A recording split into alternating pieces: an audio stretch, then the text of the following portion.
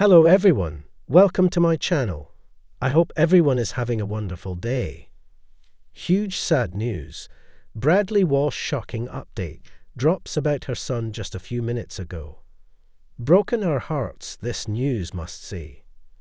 It was a quiet Wednesday morning when the internet began to buzz with whispers. Rumors turned into trending hashtags. A black and white photo of Bradley Walsh and his son Barney, arm in arm against a cloudy backdrop, appeared across news feeds. Smiles etched across their faces, but there was something somber in the caption beneath it. One last adventure together. Thank you for everything. Love, Brad and Barnes. For fans of the Walsh family duo, the message struck like a thunderclap. Bradley Walsh, the beloved host of The Chase, comedian and actor, had spent over 4 decades in the limelight. But it was in recent years, during the acclaimed series Bradley and Barney Walsh, Breaking Dad, that the public got to witness something deeper, a father-son bond that transcended scripted television. The travelogue show followed the duo across the globe in a campervan, facing fears, cracking jokes, and diving headfirst into skydives, gladiator battles, samba dances, and even synchronized swimming. Fans had fallen in love with their playful chemistry. Barney was the fearless daredevil, the kind-hearted modern man. Bradley, ever the reluctant participant, provided the belly laughs and the heart. They were Britain's favourite double act.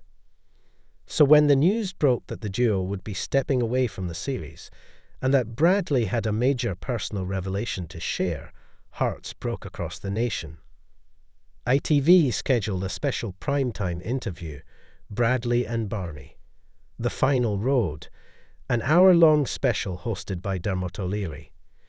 It was set in a cosy barn-turned studio, with photos from their travels adorning the walls. Bradley, wearing a navy sweater and a hesitant smile, sat beside Barney, who wore a grey jumper and looked unusually subdued. Dermot didn't waste time. "Brad, let's get to the heart of it. Why now?" Bradley took a breath. "Because it's time, mate. I'm turning 65 next year. And I've realised I want to spend more time at home, not on camera. The knees aren't what they used to be. And chasing Barney up volcanoes. Well, let's just say I've had enough adrenaline to last me a lifetime." Barney reached over and gave his dad's hand a squeeze. But it wasn't just about retiring from daredevil antics. Bradley leaned forward, eyes misting. "There's something else," he said. "Last year, I was diagnosed with a heart condition. Nothing dramatic, not yet. But it's a degenerative issue. It's hereditary. My father had it." I didn't want to say anything at first, but I owe honesty to the fans, especially the ones who followed this journey with me and Barney. Dermot's face dropped. "Bradley." "I'm okay," Brad assured. "It's manageable, but I've had to reassess." And I told Barney, I want our last trip to be just that, our last, before I slow down, before life decides to do it for me. Silence filled the room. Tears welled in the eyes of viewers across the country. In the special that followed, cameras captured behind-the-scenes footage from their final trip, a winding journey through the Scottish Highlands. It was raw, heartfelt, and filled with laughter and tears in equal measure. They camped under starry skies, fished in icy lochs, and visited the small village where Bradley's late father once lived. They shared stories over bonfires. At one point, Barney took out a guitar and played a soft acoustic tune he'd written, something fans had never seen before. As he played, Bradley gazed at his son, pride shining through the sadness. "You're everything I ever hoped I'd be," he whispered. Barney smiled through tears. "That's because I had the best teacher."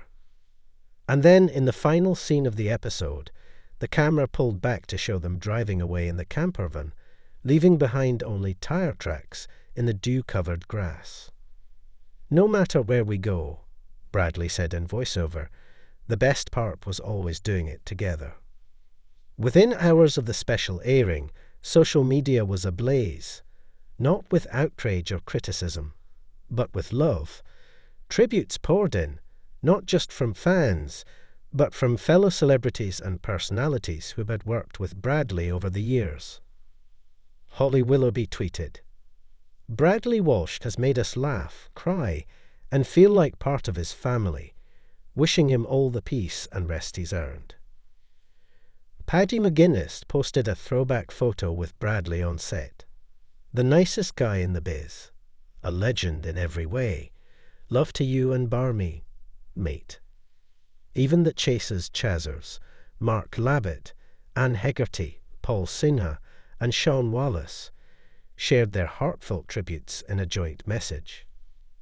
"He's not just our host, he's our friend. The beating heart of the show. No one can ever fill those shoes. Take care, Brad." ITV announced that reruns of Breaking Dad would air in a weekend marathon as a celebration of their journey, accompanied by an extended behind-the-scenes documentary called Bradley and Barney, The Unseen Years. In interviews, Barney spoke openly about the emotions behind the final trip. "I didn't want to stop, but it's not about me. It's about Dad. He's always put his family before himself. Now it's his time to rest, focus on his health, and be proud of everything he's built. And if you ask me, he deserves a break more than anyone." Unbeknownst to Bradley, Barney had planned something behind his father's back for months, a farewell gift. The week after the big announcement, Bradley was invited to what he thought was a quiet dinner with close family. But when he arrived at a small theatre in London's West End, the same one where he performed his very first stand-up gig in 1981, he was greeted by a full house. Hundreds of fans, friends, co-stars, and production crew had gathered in secret. Barney stood on stage, microphone in hand, as Bradley entered to a standing ovation. "Dad," Barney said, voice trembling, "this is for you." The event, titled "Thank You, Brad," was a tribute night, part comedy roast, part music gig, part documentary screening. There were hilarious blooper reels from the chase, unseen clips of Brad learning flamenco dancing in Spain, and heartfelt testimonials from people whose lives he had touched. Then Barney unveiled the true surprise. A charity fund had been created in Bradley's name, the Walsh Foundation for Heart Health and Family Care, aiming to support research into genetic heart conditions and fund family retreats for people living with serious illnesses.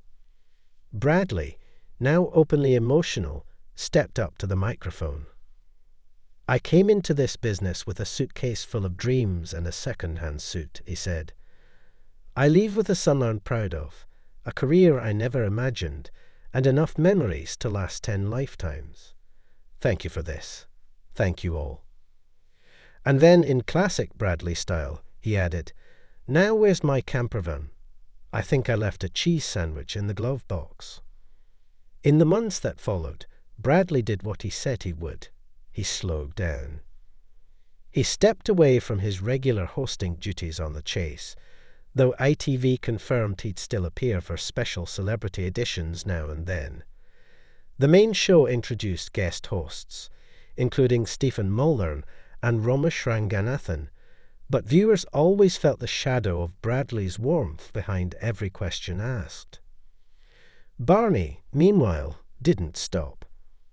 Inspired by their years together, he began development on a new series, Fathers and Sons, which would explore the emotional journeys of famous parent-child duos. The pilot was instantly greenlit. Back at home, Bradley took to gardening. He and his wife Donna settled into peaceful days in the countryside, where he took long walks, made jam from homegrown berries, and even wrote the beginnings of his memoir, Just a Lad from Watford.